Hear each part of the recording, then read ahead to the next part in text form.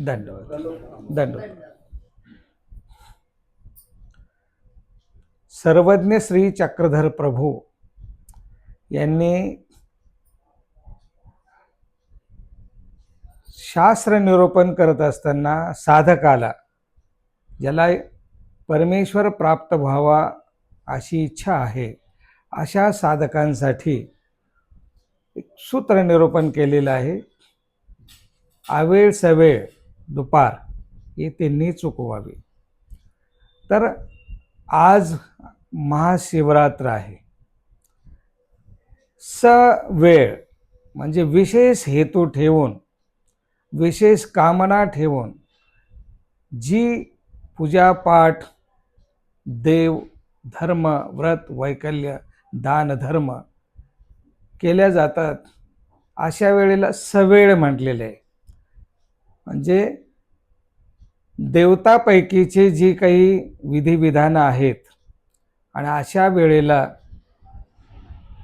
देवतांची उपासना करणारा साधक, त्याचं जे काही आराध्य दैवत असेल किंवा त्याची जी श्रद्धा असेल, त्या श्रद्धास्थानाची पूजा अर्चा करत असताना त्याचा जो भाव आहे, जसं ब्रह्मविद्येच्या सिद्धांतामध्ये देवाने आपल्याला निरूपण करताना की पूजा अवसर होत असताना किंवा अवसर काळी परमेश्वराचं सर्वत्र अवस्थान, असा जो आदेश केला की ज्या वेळेला पूजा अवसर होतो, देवपूजा होत असते, विशेष अवसर काळ होत असतो, त्यावेळेला प्रत्यक्ष परमेश्वर तिथे विद्यमान असतो. तसं आज ह्या शक्तींच्या उपासनेमधला सवेळ म्हणजे विशेषत्वाने त्यांची उपासना करणारा जो कोणी साधक आहे, त्याच्या मनामध्ये त्याच्या असलेल्या श्रद्धेचा विशेषत्वाने स्वीकार करतात आणि त्याला त्याचं जे काही मिळणार आहे, देवता फळ असेल जे असेल ते देण्यासाठी देवतासुद्धा विशेषत्वाने आज त्याचा स्वीकार करते, म्हणून याला सवेळ म्हटलेलं आहे. आणि आपण चालीरीती, मार्गरूढी, वृद्धाचार, अन्वय किंवा आपली ज्याला आपण प्रमाण मानले गेले, काही याला श्रुत, परमेश्वराच्या मुखातून आलं प्रत्यक्ष, ते नंतर स्मृती, श्रुती आणि स्मृती. श्रुती म्हणजे प्रत्यक्ष परमेश्वराच्या विद्यमाने घडलेल्या ज्या घटना आहेत त्याला श्रुती म्हटलं आपण.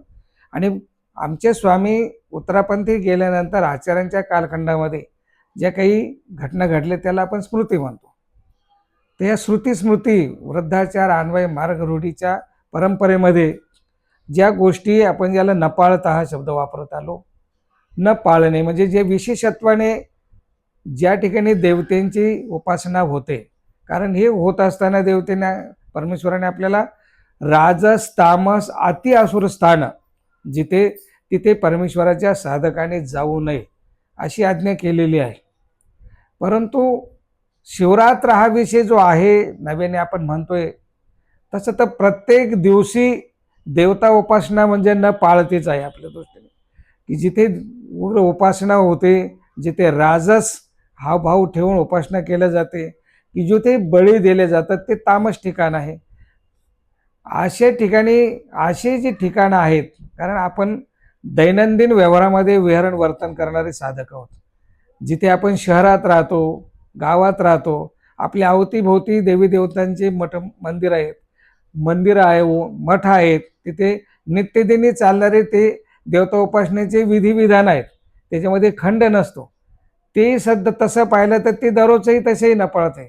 परंतु परमेश्वराने आपल्याला कवच दिलेलं आहे, परमेश्वर नामाचं, परमेश्वर विधीचं, विधिविधानाचं.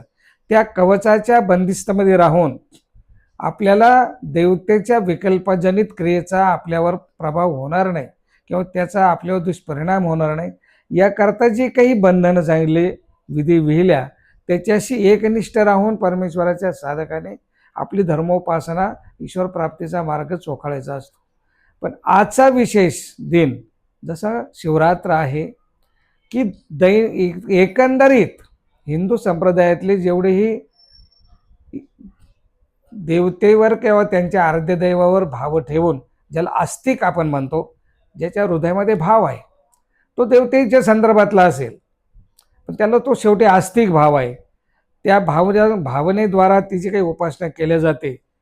त्यावेळेला परमेश्वराच्या मार्गातला जो अनुयायी आहे, कारण तुम्ही आम्ही जे समाजामध्ये वावरतो, तर आपले सोयरे धायरे आहेत, नातलग आहेत, भाऊबंद आहेत, कारण आपल्याला देश धर्म, गाव धर्म, ग्रामधर्म, कुळधर्म वगैरे वगैरे काही गोष्टी ज्या आहेत, ईश्वर साधकाला सुद्धा समाजामध्ये जगण्यासाठी काही प्रमाणात देवाने सुद्धा आपल्याला वर्तन करायला सांगितले, कारण समाजाला सोडून तुम्ही आम्ही जगू शकत नाही, आपली साधना पूर्ण करू शकत नाही.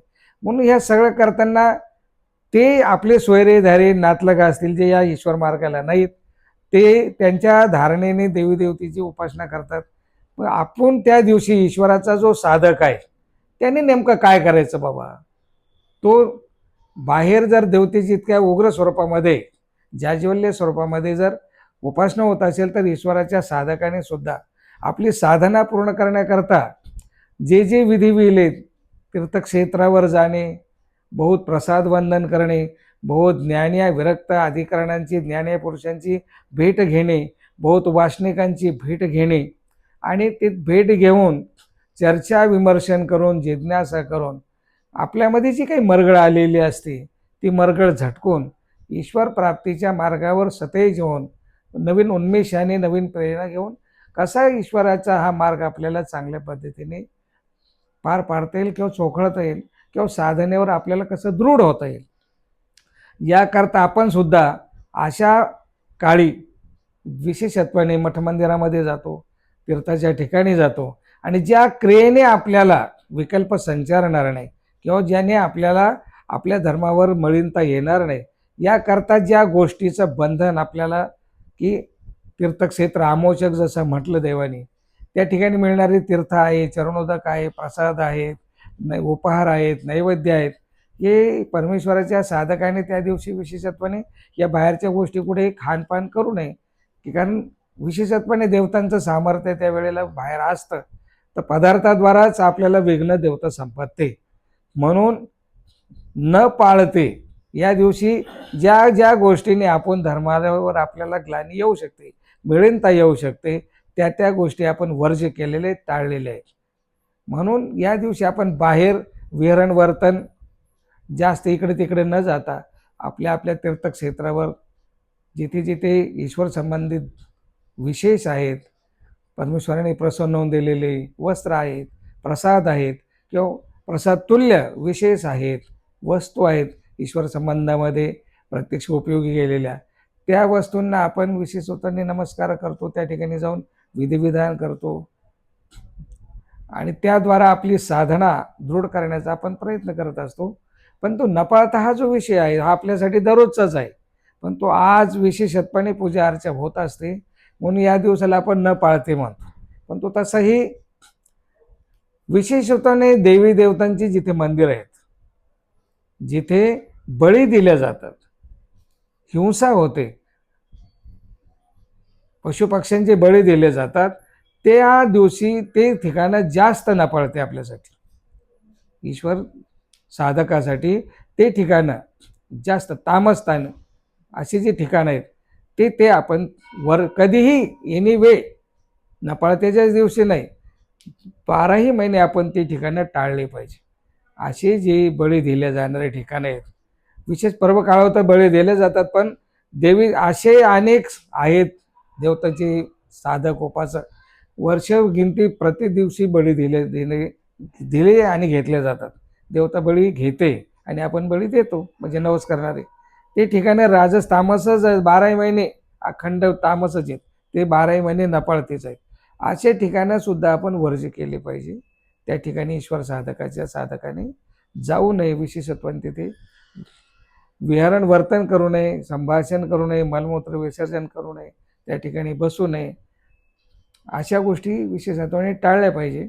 म्हणून आज शिवरात्रीच्या निमित्ताने आपलाही परमेश्वराचा जो साधक आहे, जिथे जिथे तीर्थक्षेत्र आहेत, जिथे जिथे मठमंदिर आहेत, जिथे जिथे असे वस्त्रप्रसाद आहेत, वस्त्रतुल्य विशेष आहेत, त्या त्या ठिकाणी जाऊन आपल्या धर्मावर दृढ होण्यासाठी आणि या देवत्या शक्तीच्या प्रकोपापासून आपलं संरक्षण व्हावं या भूमिकेतून या दिवशी आपली साधना आचरण करत असतात, आणि ते आपण आचरण करायला पाहिजे. म्हणून आज शिवरात्रीच्या दिवशी, परंतु महादेवाला काही कोणी बळी दिले महादेव ही जी काय आहे शक्ती, तिला कोणी बळी देत नाही किंवा ती बळी घेत नाही. आणि विशेषत्वाने हिंदू वर्षामध्ये, हिंदू राष्ट्रामध्ये शिवालय हे आजच नाही, अनंत काळापासून शिवालय ही प्रसिद्ध होतं. आता आपल्याकडे ह्या 50-50-100 वर्षात देवी देवतांचे मंदिरं वाढले, इतर देवी देवतांचे मंदिरं वाढले, किंवा नव्याने काही या 50-50 वर्षात नवीन आलेले अनेक दैवत नवीन निर्माण केलेले आहेत आपण, त्यांच्या उपासना सुरू आहेत. शेवटी जीव आहे, जीव जीवाच्याच आहारी जातो, जीव जीवाचं म्हणितले करतो. ह्या सगळ्या गोष्टी होत राहतात. ही देवाने आपल्याला सांगितलेलं आहे. याच्यापासून आपल्याला कसं वाचता येईल, कसं आपल्याला त्याच्यापासून आपण दक्ष राहू, स्वामींनी निरूपण केलेल्या शास्त्राच्या सिद्धांताच्या याच्यामध्ये राहून आपला धर्म आपल्याला कसा जोपासता येईल याकडे विशेषत्वाने आपण लक्ष देणं गरजेचं आहे. आणि धर्म ही काही अवडंबर वस्तू नाही आहे. धर्म ही पाळण्याची वस्तू आहे. धर्म ही सांगण्याची सुद्धा गोष्ट नाही आहे. कारण देवानेच आपल्याला सूत्रांवर पण आचरित आहे याचा धर्म, जो आचरण करेल त्याचा धर्म आहे.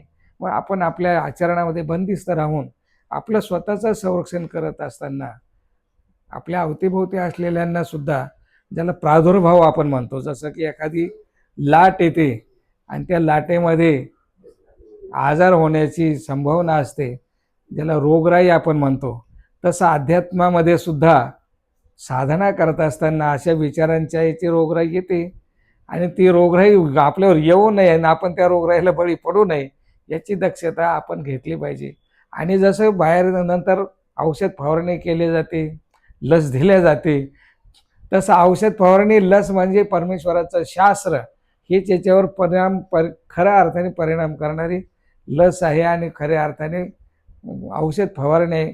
म्हणून ह्या गोष्टी आपण, म्हणजे निरूपण आहे, शास्त्र आहे, ही एक प्रकारची फवारणीच आहे, प्रसार आहे, की जी काही आपल्यावर मळब येतो, ती ग्लानी येते, काजळी येते, ते दूर करण्याकरता आपण सतत अशा ज्ञानीय पुरुषांच्या संपर्कात राहून आपला धर्म आपल्याला कसा टिकवता येईल, त्याच्यावर दृढ कसा होता येईल याचाच आपण सातत्याने विचार करायचा आहे.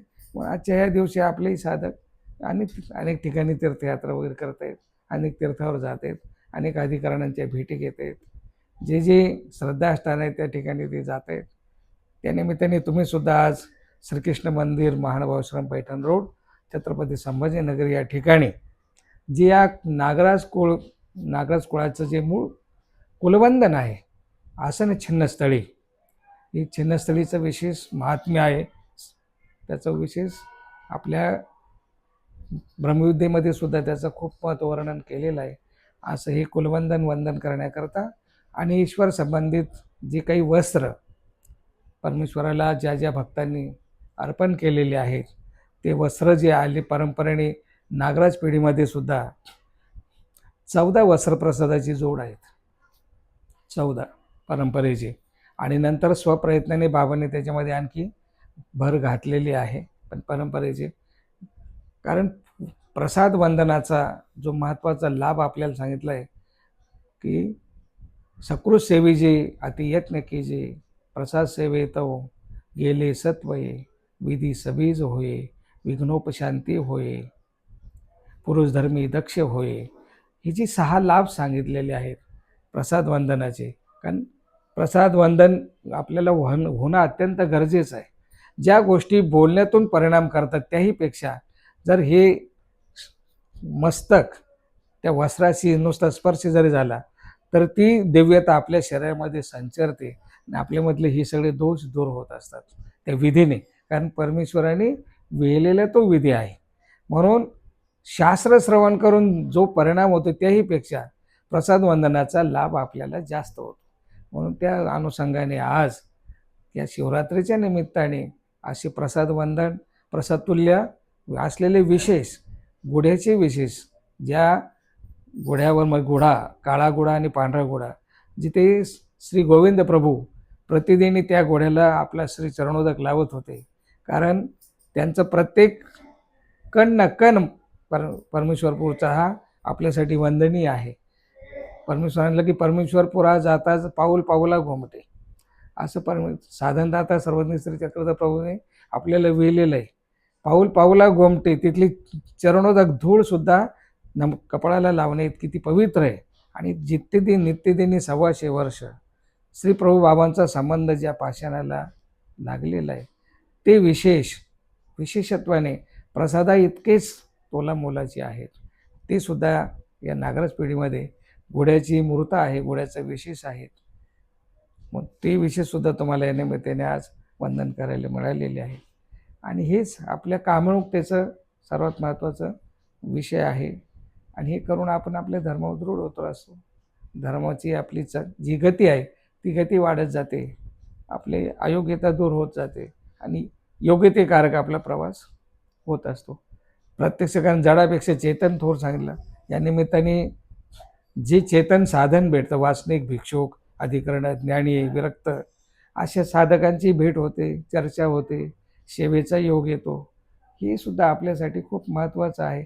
दिवस जरी आपण न पळता म्हणत असलो तर या मागची भूमिका, आपला जो काही पारमार्थिक आपली जी भूक आहे ती भूक या निमित्ताने जास्त भागते आपली आणि आपण आपल्या याच्यावर दृढ होत जातो. म्हणून आजचा हा दिवस आपल्या सर्वांच्या दृष्टीने खूप महत्त्वाचा आहे. गोपाल कृष्ण महाराज की जय.